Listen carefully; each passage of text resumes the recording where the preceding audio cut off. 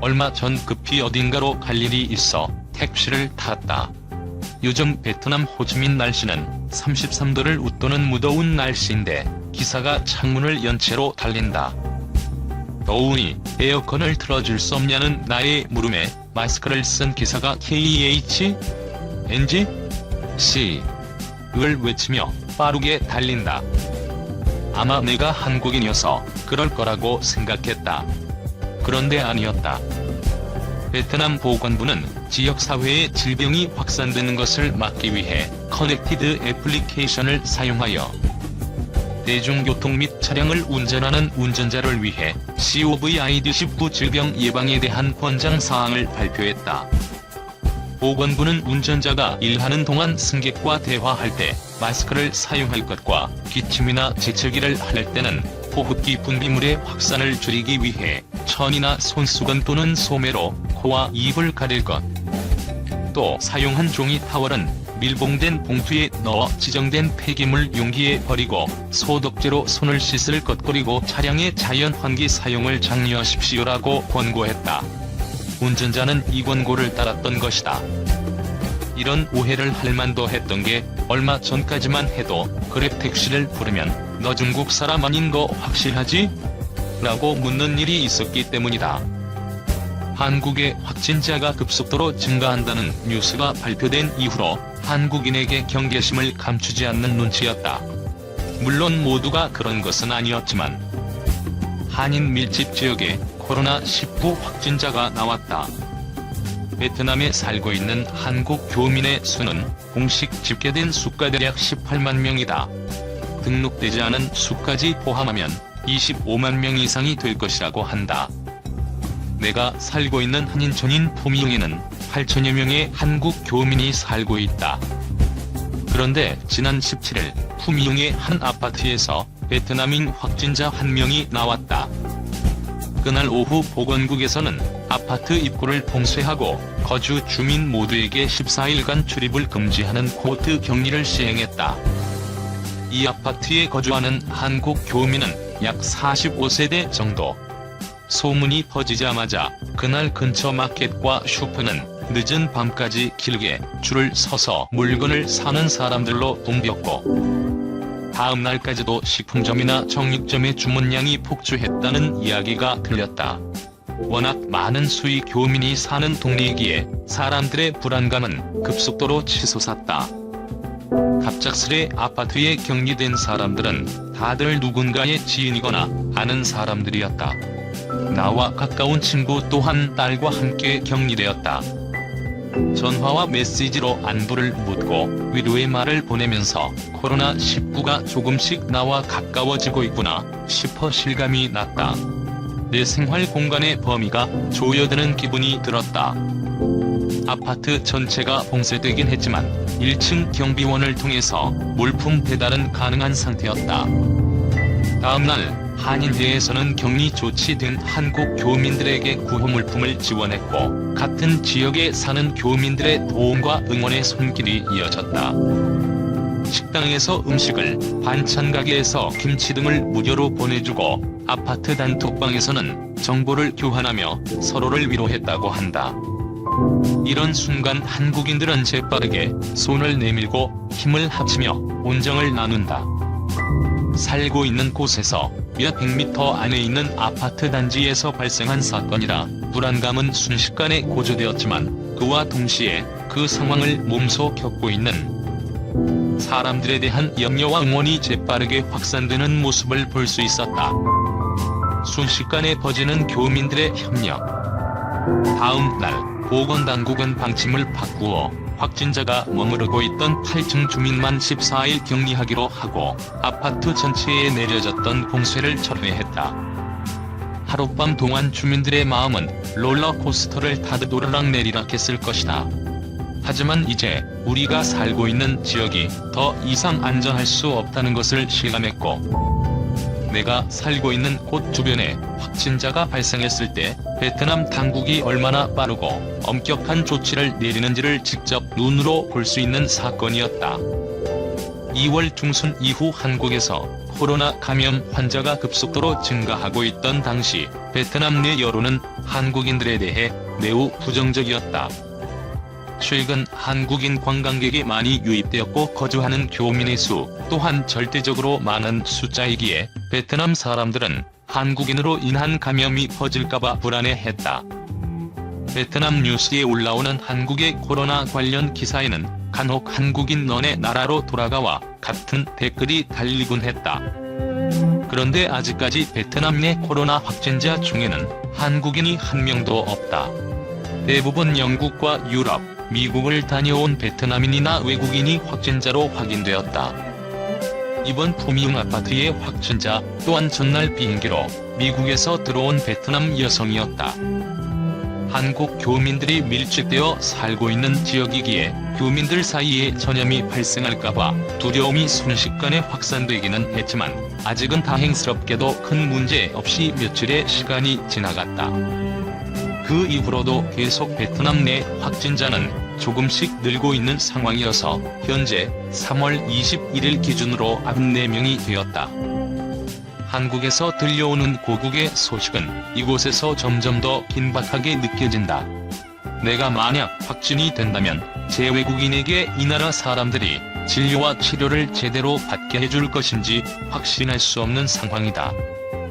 그 어느 때보다도 내가 내 나라가 아닌 다른 나라에서 살아가고 있다는 것을 냉정하게 느끼게 되는 날들이다.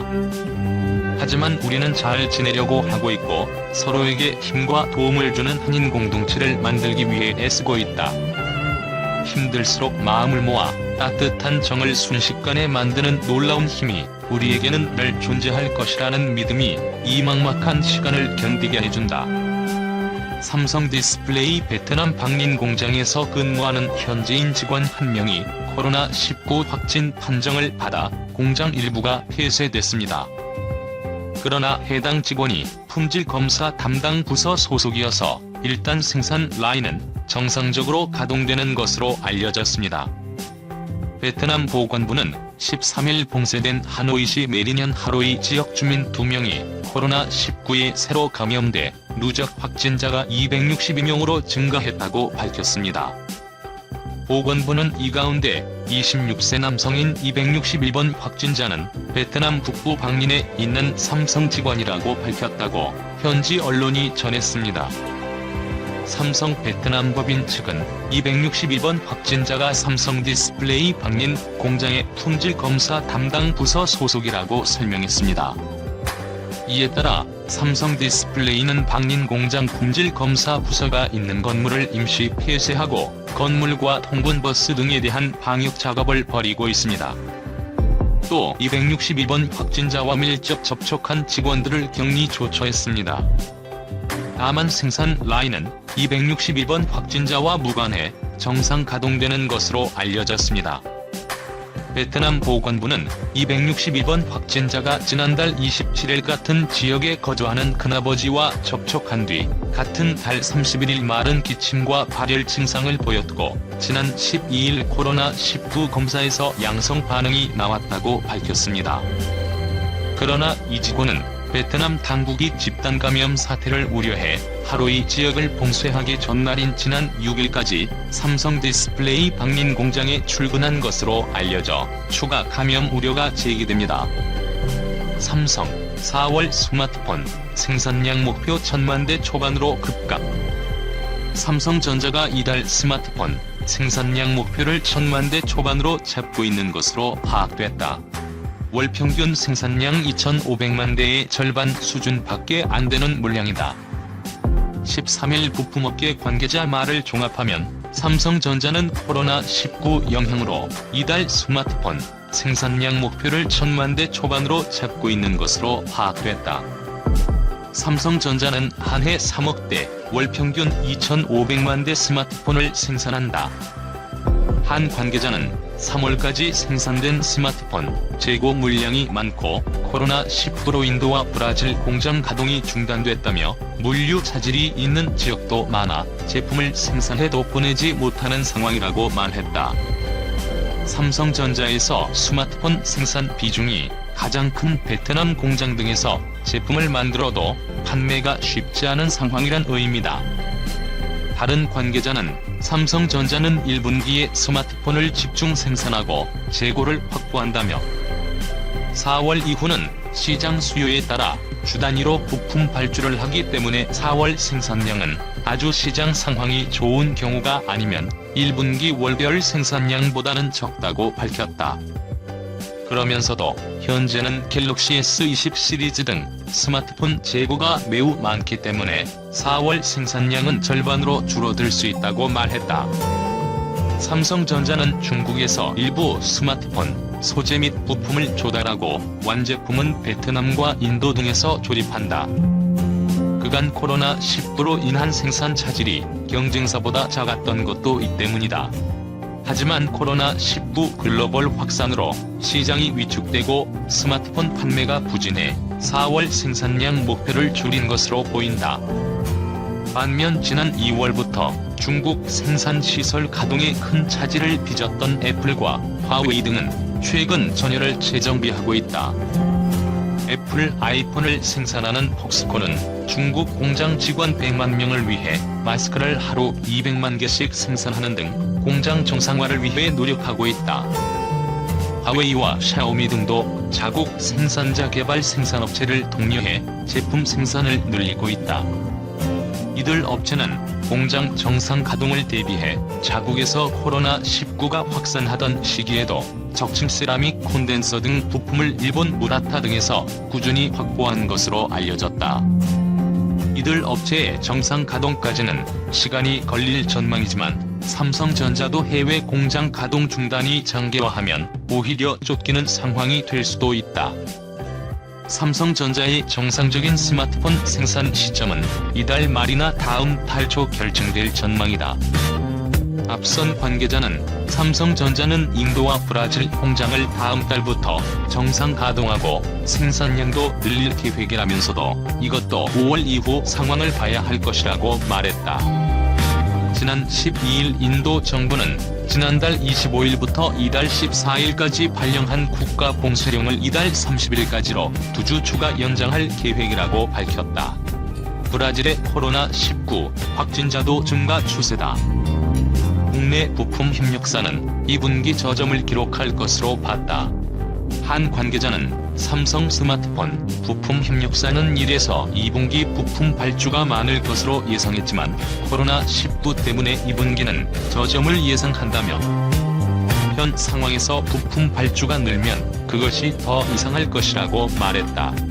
이어 3분기부터 부품 수주량이 상승할 것이라고 전망했다. 이미 시장 조사업체 등에서는 삼성전자를 비롯한 전세계 스마트폰 업체 스마트폰 출하량이 전년 비 10% 이상 하락할 것으로 보고